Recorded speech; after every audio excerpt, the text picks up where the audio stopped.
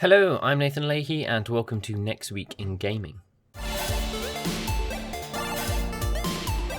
So our first release next week is Dark Souls 3 by From Software, published by Bandai Namco, and this is coming out on Monday the 11th of April. And for the most part, this is pretty much the same stuff as usual, your average Dark Souls game. Graphics probably being improved slightly. Obviously, you're going to get a new story, but for the most part, a lot of the people I know who play Dark Souls don't particularly play it for the story. Or necessarily for the content, but more for the challenge and I guess for the slightly unique bosses, of which I am sure there will be many. I've always sort of had this weird little problem with Dark Souls in that it's a modern game that's had quite a lot of time and energy put into it, and yet the developers seem to still have this problem with like little bits when it comes to, 30 FPS caps and V-Syncs forced and just weird little hardware related bugs. So I'm kind of hoping Dark Souls 3 is going to improve upon a rather dire situation with the last few. Sure, they've been pretty great games for those who like that sort of thing, the very punishing type of game, but it would be nice to see a game that is not limited to 60 FPS and doesn't break when you turn that FPS cap off, and just is a little bit more well-rounded when it comes to actual performance. So hopefully this is going to improve somewhat. So our next release is coming out sometime in April 2016, and this is Hex Shards of Fate by Hex Entertainment. And this has been out for quite some time, but it's finally making its way onto Steam, which I imagine will probably greatly increase its overall community member numbers. And this is, a typical CCG computer card game, and it's got to go against sort of all of the Magic virtual games and Hearthstone and stuff like that. And for the most part, I think it's actually going to do pretty well because Magic Duels is pretty terrible. Most people who really enjoy Magic are playing Magic 2014 with mods, with all of the modern cards. Hearthstone is not exactly comparable to Magic or Hex because it's quite different gameplay, very different in the way it's done everything.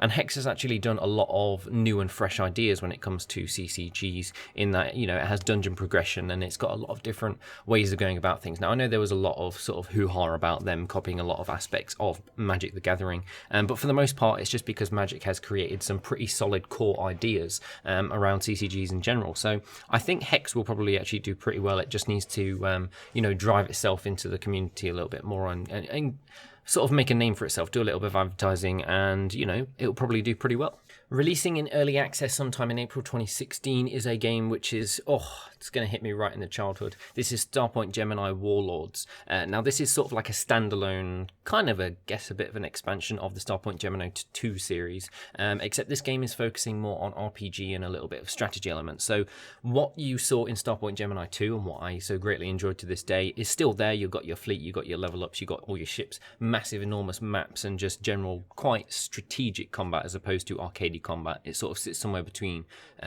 X3 and Freelancer, and that's why I loved it so much. And this one's going to focus on building fleets. You'll have a HQ which you can upgrade and progress through, and eventually you can invade other areas and take over areas and expand your empire, because as a player you are your own faction in the free roam aspect of the game. Obviously it is going to have a campaign as well. Hopefully they'll get some better sort of sound design when it comes to the voice actors, because the voice actors weren't necessarily bad, they just needed a bit of spacey crackle to them.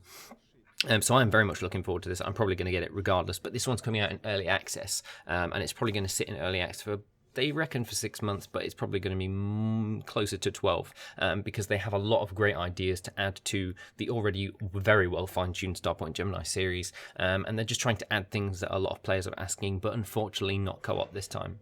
Also releasing in early access, again, sometimes in April 2016, not a lot of specific dates this week, is a game called Serif, which is quite an interesting looking title, quite a unique looking title. It's a side-scroller game, sort of like a side-scrolling shooter, but more focusing on the acrobatics as opposed to the shooting.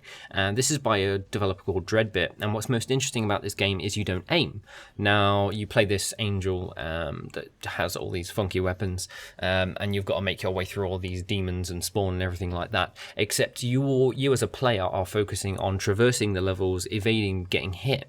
Now the character, via AI and some clever little auto-aiming stuff, is going to do all the shooting and designate all her own targets herself, and then you're just going to be controlling the movement. So it's kind of like one finger death punch, in that you're focusing on one thing, the rhythms perhaps or whatever, while the game deals with everything else and makes you feel awesome while doing it at the same time, which I can definitely get behind.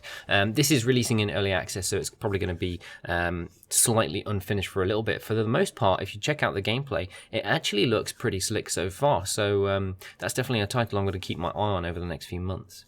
And finally, onto our review title for this week, which will be Stories: The Path of Destinies, and that'll be published on Thursday, the 14th of April. And this is a game I've been looking forward to for quite some time. I've been harassing the PR contacts and the developers for quite some time, going, when is it coming out? And finally, it's coming out next week on Tuesday, and we'll have a review up on Thursday. This is a really fantastic looking game. It's sort of like a kind of like Torchlight 2, I guess, in a weird sort of way, but it just looks even more beautiful, and there's just so many vast environments. It looks fantastic, and if you see some of the gameplay, if you see some of the GIFs they put out to press, it just looks really awesome. And the game sort of has like this dynamic soundtrack that changes depending on what you do, and the outcome of the story depends on which sort of, you can dive into these different stories and complete them, and that affects the outcome of the game. And it just looks really, really awesome, and it's quite an acrobatic swordplay kind of title. So for the most part, it actually looks pretty unique and interesting, and I'm hoping that after a fantastic game last week, we'll have another fantastic game this week as well. So that is it from us at NextPowerUp. Join us next week on Thursday for our weekly review of Stories: The Path of Destinies, and of course next week on Saturday for our next Week in Gaming episode. Let us know what you guys have been playing in the comments section below, as usual. Last night was in fact the release event for Shadows over Innistrad in Magic the Gathering, so I went to a release draft and came fourth despite winning all my games and drawing the last one. So I actually did surprisingly well with a really crappy deck, which was kind of a surprise. Opened a booster box and got a load of really awesome stuff. Somehow managed to trade for most of the cards I need for my new standard zombie deck, but we'll have to probably buy a few cards, singles here and there. And for the most part, I will probably be diving into Starpoint Gemini Warlords when it releases into early access, because it's just an awesome game.